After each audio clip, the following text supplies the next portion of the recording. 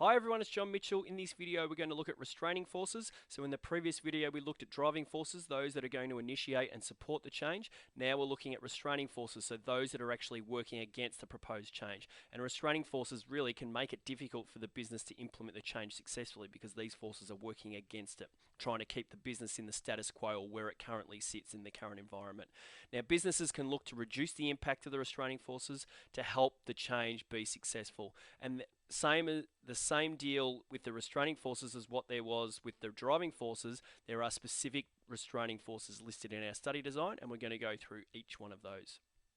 Now what you'll see here is that some of these restraining forces were listed in the previous video as driving forces, and so the study design is really clear that some of these factors can be either a driving force or a restraining force, and so now we'll look at how they can be a restraining force. So managers on all levels, whether that be senior management, middle management, or lower management, can act as a restraining force against the change. And I've got some examples here. First of all, let's say that there's a proposed change by senior management and it's going to impact middle or lower management. And so maybe the middle or lower managers could be a restraining force and work against the change, I suppose.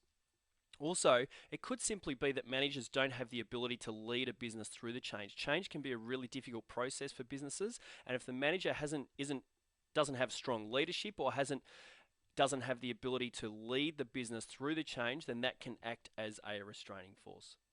Now, employees are often the ones most impacted by the change, and that can bring on feelings of fear and anxiety from the employees, which can cause resistance. Now, if the employees haven't been consulted or don't feel that they've been being appreciated, they may look to resist the change. If they feel that there's going to be a negative consequence on them, they may look to resist it. And the example I've got there is if some changes may cause loss of employment, or it could be the use of new technology. If the employees are fearing that and fearing either that they're going to lose their job or the job security is at risk, or that they fear that they're unable to actually use the technology, then that can cause resistance to change.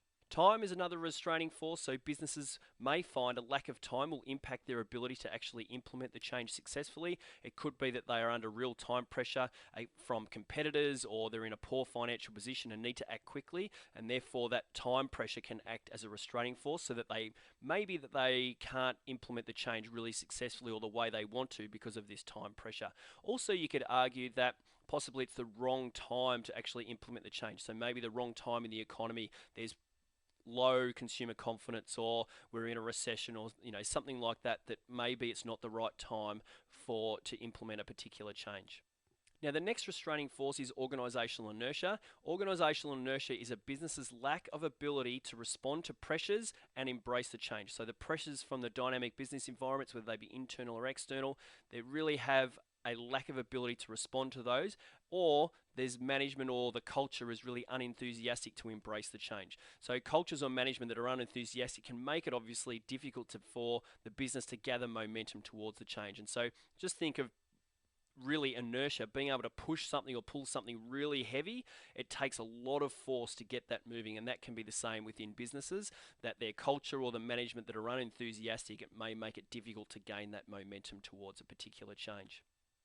Now, legislation can also be a restraining force. Legislation may block or make it difficult for a business to implement change. Could be that a business wants to implement a particular change and then all of a sudden they realise that there's some law preventing them from doing that. That could also increase costs if they have to go to court to try and get things approved and so that the change is accepted. So that can obviously be time consuming and costly to the business to implement the change, which can work against it. And I've got the example there, the ACCC may actually block a proposed merger if it feels it will reduce competition in the market. So if two businesses are looking to merge and the legislation or the ACCC comes along and says, well, no, you can't do that, then that obviously works against the particular change as a restraining force. The final restraining force listed in our study design are the financial considerations. Change often costs money, so the business needs to look at the immediate and long-term costs of a proposed change, and that can make it difficult for the change to be implemented successfully. If there are high setup costs or higher initial costs, or if in the long term there are going to be some long-term financial considerations that are going to impact the business or put the business under financial stress, then obviously that can work against the proposed change. And so really businesses should perform a cost-benefit analysis before implementing any changes to ensure that the longevity or the financial security of the business in the long term is sustainable.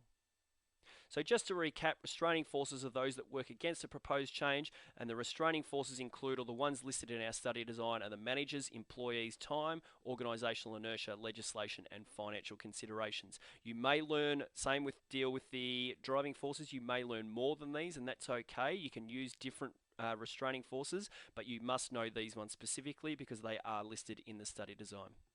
So for questions, activities, and more, then come on over to teachingbubble.com.